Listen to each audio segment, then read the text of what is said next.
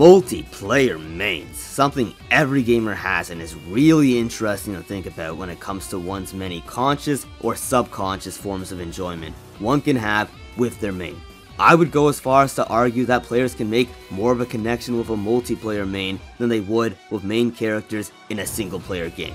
More times than not, due to the increased time one may spend on a multiplayer over a single player game on average, with the exception of single player games that really nail their story.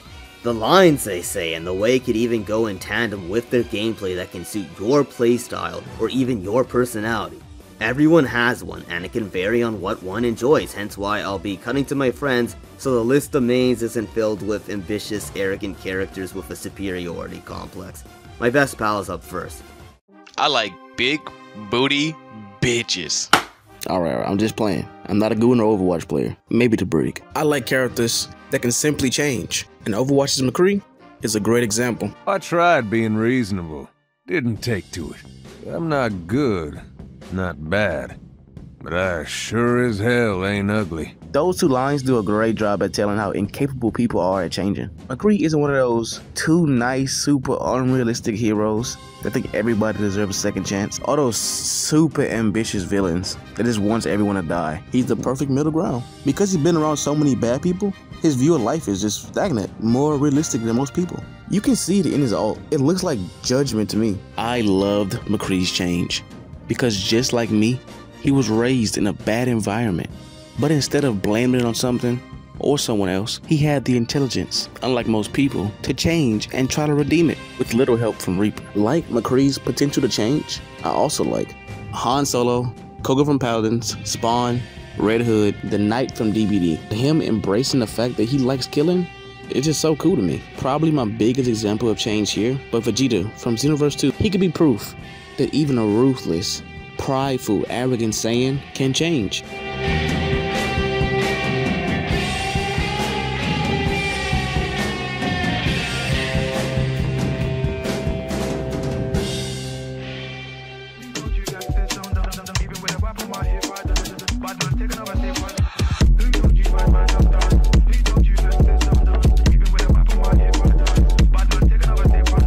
I like badass, hot ninja ladies. Emphasis on badass, emphasis on hot ladies. I can go into this forever. No, I can't. Now, I'm out here in different territory, and as much as I want to go on about my big four, we gotta represent one and only properly and represent Kitana out here and why she's the best baddie. Not just in Mortal Kombat, I'm gonna take it a step further and say she's the best baddie in any fighting game. Chun-Li? Nah, fuck that. She's got no personality. Mai? Nah, fuck that. Her titties are fake and she's annoying.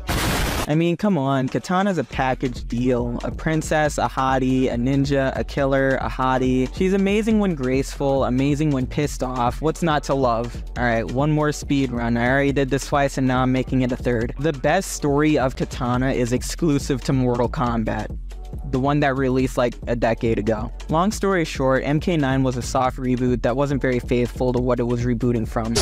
However, there was good things to come from this, such as Kitana and Jade, but mostly Kitana. We get a really cool character arc with Kitana, starting off as an evil, sexy henchwoman who happens to be the daughter of Shao Kahn, the pretty much main villain of this game. So Kitana and Jade are doing the evils and doing a bad job at the evils, but it's all good, because their team's winning like the 10th Battle Royale tournament thingy or whatever, and thanks to this, Shao Kahn gets to take over Earthrealm only to get bored of rolling over everything, so he just goes crazy.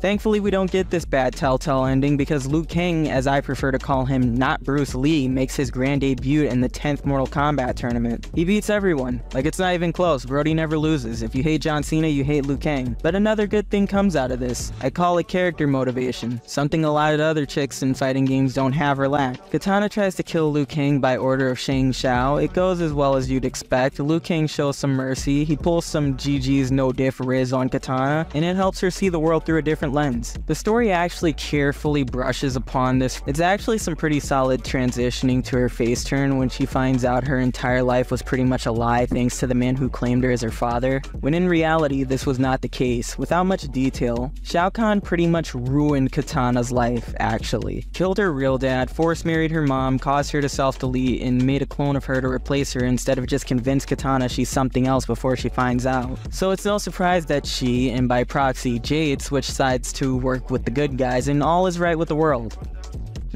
Not really though.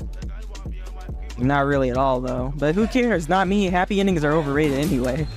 And besides, thanks to the new shit, none of it matters around here in Mortal Kombat anyway, because if you and enough people die, the writing team's gonna realize they've been doing too much, and they're just gonna restart everything every time they write themselves into a corner. So you can come back whenever that old-ass troll feels like it, and we're gonna Amon, you know what I'm saying? Shut up! I know I hyped your story up and all, and it really is good. And it's way better than the story for those other ladies, because, you know, we as the audience actually got to witness the shit Kitana went through, and we can make a solid connection with it without putting in extra work. Said work that no one's gonna do for a fighting game except for losers who are good at wasting time. Hi. It's cool too, because you actually get to see both sides of Kitana, an evil version and a good version, and then a back to evil version, but even more boring. What's that? Oh, you want me to talk about her gameplay? Alright, fine, but I'm gonna talk about Mortal Kombat's Katanas this time, because it's the newest one, and I like how she plays there and looks there, even though her story in this is trash. But I like her though. I like her style and her looks. I want to do things with her. I want to do things to her. Kitana's playstyle in M1K is something I can really gravitate to, because I don't play anyone else and I'm not going to. So in the past, Kitana was made to work in various in-game situations. This game, Kitana is more so built to be a setup exclusive character. You really have to work with her, but she's still strong in her own right. In this game, Kitana has one overhead that's really easy to see coming, so mixing your opponent up is pretty much impossible when they realize they have literally no reason to stand block against you. Her zoning is good, but also not hard to exploit if you just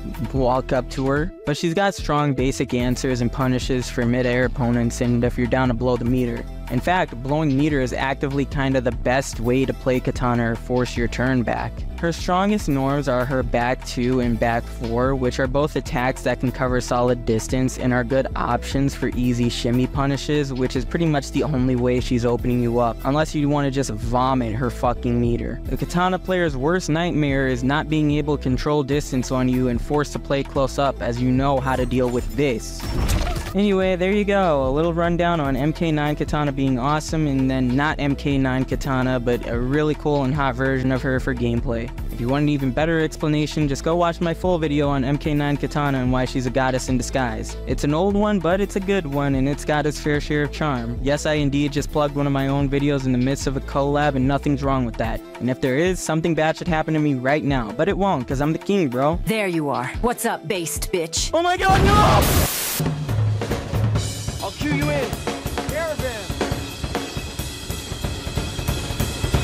Anyway, I'm about to say something that my other 3 friends may not agree with, but you know what I despise? Inferior perspectives, inferior mindsets, inferior morals, people who are intentionally or unintentionally ignorant, as they lack the ambition to push to be anything greater than the BS they spout on a regular basis. They proceed to misuse words, as they call their dog shit an opinion, all as a last resort for their lack of ability to defend or articulate what they stand for, because they never stood for anything good in the first place. With that context being established, I like ambitious, arrogant characters, people that have had enough of the world's bullshit and don't give a fuck about those far beneath them. Battlefront 2015's Emperor Palpatine. We are quite safe from this pitiful little band. His lines go hard, as he's the jack of all trades, must-take backbone of the villains when playing heroes versus villains, and is the best at Hero Hunt, where the lines go harder, as you kill many infantry. Was it worth it, fool? No one will mourn you. I have tons of other Star Wars examples I won't bloat this video with, so I'll just play a few lines here. Fighting me is the worst plan you've ever had. Another imbecile fighting for my attention. I am surrounded by idiots. Age has weakened you, and it was kindness that chained me. Are you sure you need a Jedi of my caliber for this battle? You don't need me here anymore. I'm off to more important battles. Must I do everything myself? Beyond Star Wars, there's the Joker from Arkham Origins. Dr. Neocortex from Crash Team Rumble. Like, look at his head. You can clearly tell he's smarter than everyone else. An unpopular character from Dead by Daylight, Skull Merchant. She's a character whose gameplay revolves around knowing everything about what's going on in her current area. She's a biracial character, which has caused a split in what heritage she should adopt, as those biracial scenarios often go. She adopted the heritage of her father, which is how it usually goes. But she became a perfectionist and wants to be the best at whatever she is doing. She's a Dead by Daylight killer. So things led to another as she later ended up getting off to killing others that she deems inferior.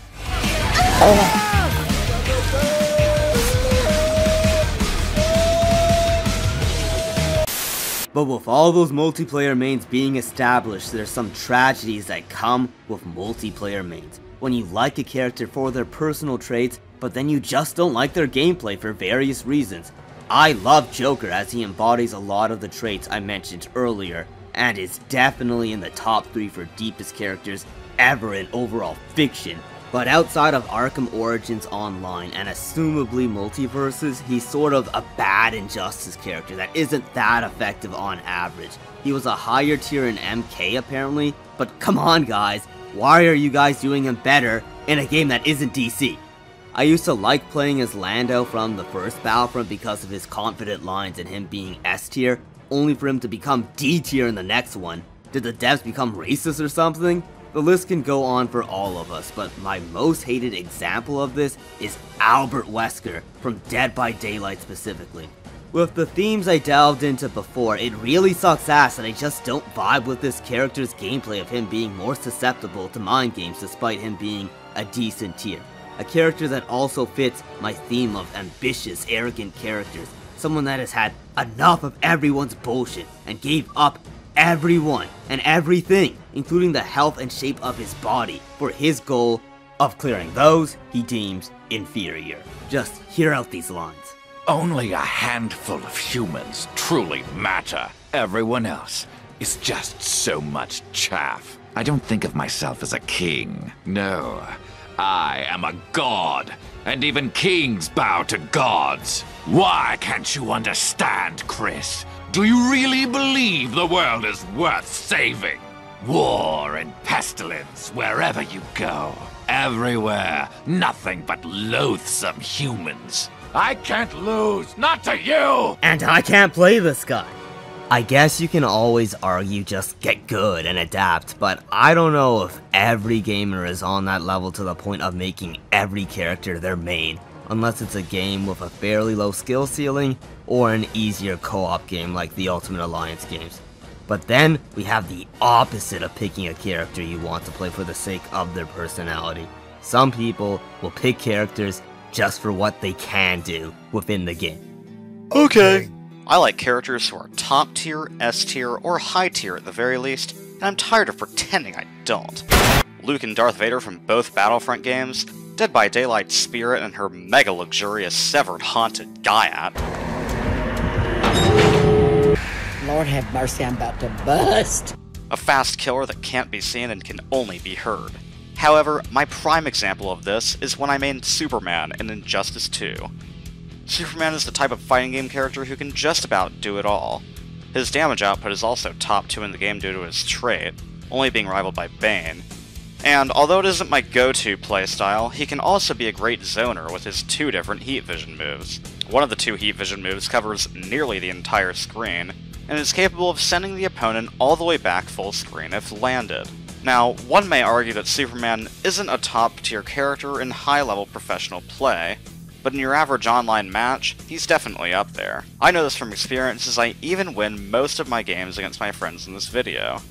Some people, even my friends in this video, have called me a tier whore, but it really does feel great when the character you love most for their personality is also the character that best fits your playstyle.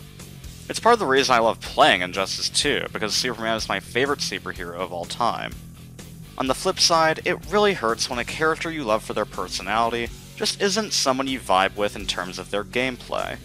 Take another Injustice 2 character like Hellboy as one of my personal examples. I've read plenty of his comics, and I love all 3 of the live-action Hellboy movies, including the 2019 reboot that everyone hated. But the way he plays in Injustice 2 just never quite clicked with me, which made me a little sad. Not only do his mix-ups require a high degree of execution, but some of the timings on his optimal combos also feel a bit awkward to me.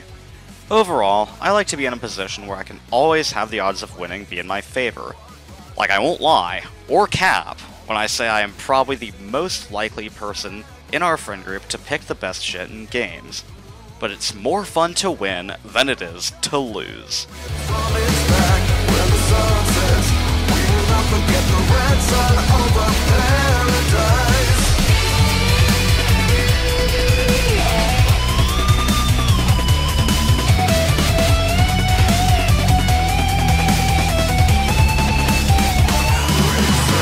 Yeah, I too will also not lie or cap when I say I do be liking winning for real dead ass indeed. But anyway, there's also scenarios where people may take characters just because they're easy to use, and then there's some characters people may not pick because they are hard, such as a fan favorite like Harley Quinn being one of the most advanced characters in Injustice. And then there's the people who take low tiers and potentially throw, but there's a lot of respect to be had when they pull it off.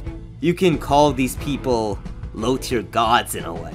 I'm sorry that we couldn't get any of the hosts to voice this nerdy deep stuff themselves, but then we have the pattern of ladies being more likely to main the support role in games such as Overwatch and Paladins. These examples are a subtle nod to their more nurturing support nature that they tend to play more in life, such as various nursing and childcare jobs. Even the games themselves tend to have the ladies be more prominent in the support role, such as the Battlefront games once again, as they gave Leia the healer role in each of the 3 Battlefront games, in tandem with the ladies in the support role being designed in a more graceful feminine manner on average as opposed to the men or even the women in the other roles such as damage and tank. But anyway, with all these angles being covered, that sorta wraps everything up when it comes to every angle of a multiplayer character, other than games where it doesn't matter as much, like Dead by Daylight Survivors only being a cosmetic difference which makes picking Sheva easy, or games like Fortnite I guess if you want to play as Avatar Aang or Ariana Grande using various guns. But anyway, I just think these depths needed to be said, as I've noticed some people looking down on multiplayers in comparison to single players, even though the depths and connections can be close to a single player story at times, along with allowing people to love these characters in the midst of games with more replay value. Like Overwatch is generally loved as the game sells well, and that game barely has any actual story content that could be found in the game itself, not counting animations you see on YouTube or certain other videos. Like, I can keep going, such as me watching Green Arrow's show just because I liked him in Injustice. Hopefully we get more moments like this with Marvel Rivals, as I know a lot of eyes are on their Spider-Man. I'm looking forward to Magneto, as he definitely fits my character type. But anyway, that's it for this video. Comment a main of yours from any game you play and elaborate as much as you like. Consider checking out the videos in the end screen if you want to hear my buddy elaborate more on Mortal Kombat's Kitana or fighting game Gaiats. Check out my videos if you want to hear more about Battlefront depths or multiplayers in general. But anyway, thanks for watching all 4 of our perspectives.